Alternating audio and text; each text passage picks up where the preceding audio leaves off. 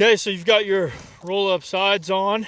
Now the door that we provide comes with a set of instructions, the extent of which you want to follow up until it's ready to be mounted onto the frame. So it'll tell you, there they are. They just tell you how to put the hinge and stuff on. And after that, we have a couple of custom tips and tricks that we would like to share with you. We've got our hinge on per the instructions. And because we're drilling into a metal frame, it's going to be a little bit different. No handle yet. No handle. No handle. Okay, so what we're doing here is we're just getting the door dry fit into the metal frame. And this is also in line with the instructions that they provide you. But instead of using the screws that they provide, we're going to be using those hex head screws that we've been using for everything. And so we're going to get it snugged in right there. And then Nick is going to take one of those screws and get the top corner of the hinge screwed into the metal frame.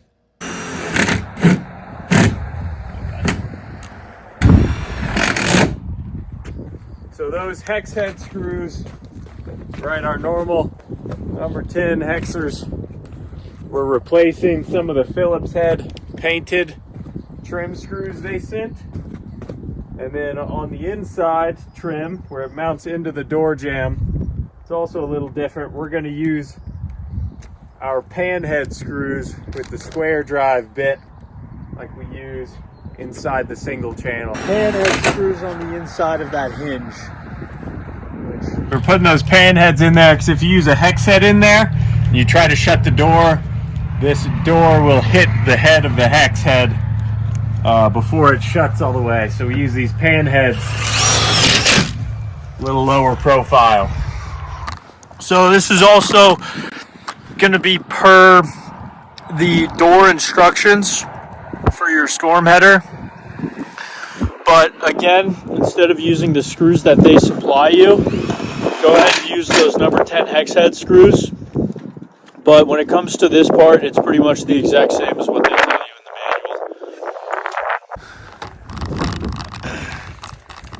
manual. So we've got our storm header mounted on the door. Now we're going to put this latch side trim. We're going to just kind of get the spacing right. This is also in the instructions, but like we've been doing, we're going to be using a number 10 hex head self tapper to get this all mounted up. But other than that, it's going to be the exact same as what the door company has in their instructions. So for this, we're just getting the door closed and lining it up with that piece of trim to find out where the best spot for that piece of trim is going to be. And then we're going to use those number 10 hex heads and we're going to screw it right into the metal frame. Now, at this point in the door instructions, it's going to tell you to measure the halfway point of the door, but we have a slightly different door installation, or door latch installation, I should say. Instead of marking 39.5, go ahead and mark 38.5 down from the top, because we measured this bottom hole is an inch up from the center line. So 38.5 down from the top. Just make a little line there. And that's essentially the line where the bottom hole of this latch handle is gonna sit. Pull your door closed. See, I made a mark on the tube that is level with that mark I made on the door, so that the bottom hole was lined up with that line. And then I just made another mark where the top hole is for that. Now is the time to install the little striker handle thingy. Remember, I told you to mark on the door 38.5 down, which is a little different from the instructions. And that line is going to line up with the bottom hole of this striker. So from here, you can follow the door manufacturer's instructions by getting that piece of paper template that they provide and putting it onto the door, lining up the bottom hole with the bottom hole that you've marked, and then pre-drilling through the door based on that template and the manufacturer's instructions.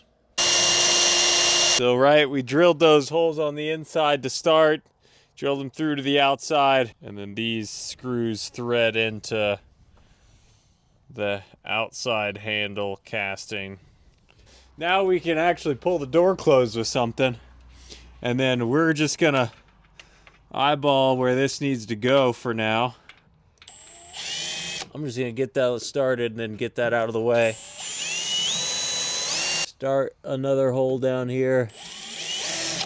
Get it going. It up. Just gonna get that one started. Get the other one in so it doesn't spin on me. And then I'll do this bottom one.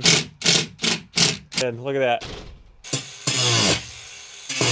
Okay, now this part of the process is totally optional. It's mostly for aesthetics and safety. But what we like to do is we like to go back through on all the units that we've installed and grind off all the screws that are poking into the unit. And so the only locations that this happens is along the aluminum strap or the hip channel. It's now time to come and do your finishing touches. So first thing we like to do is go around and all these points that you've kind of excavated at to get tube down and get screwed, and baseboards, you know, there's a gap between the baseboard and the ground there, excavation. We like to come around and just fill all that in.